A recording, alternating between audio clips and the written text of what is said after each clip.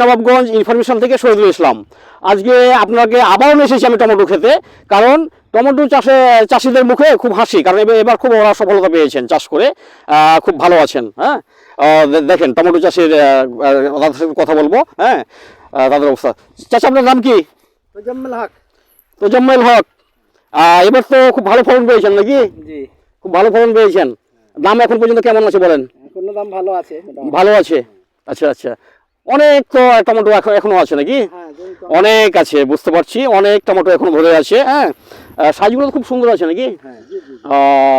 আপনার যেভাবে ফলন এসেছে, ফলন আসার কারণে মাছগুলো ভেঙে যাচ্ছে, হ্যাঁ, বিভিন্ন জায়গায় মাছগুলো ভেঙে যাচ্ছে, তাই তো? ভর থামতে পারছে না। ভর থামতে পারছে না। ওই জন্য। আজকের বাজার কত বলবেন? আজকের বাজার 40-38, 40 টাকা, 38 টাকা। আচ্ছা, সর্বনিম্ন 35।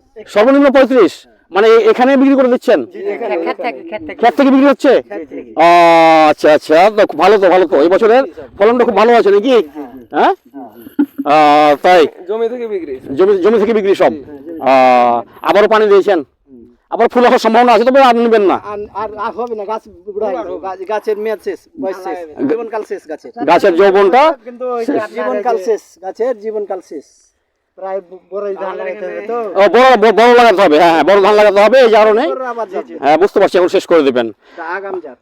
প্রিয় দর্শক, আপনারা দেখলেন এলাকার যে টমেটো চাষিরা, এরা এবার খুব আনন্দে আছে, খুব খুশিতে আছে, কারণ এবার দামটা ভালো পেয়েছেন, ফলনও মার্শাল্লাহ ফলনও খুব ভালো হয়েছে। হ্যাঁ, এই হচ্ছে অবস্থা। তো সবারই সুস্বাস্থ্য কামনা করছি। আমি শহীদুল ইসলাম। আসসালামু আলাইকুম।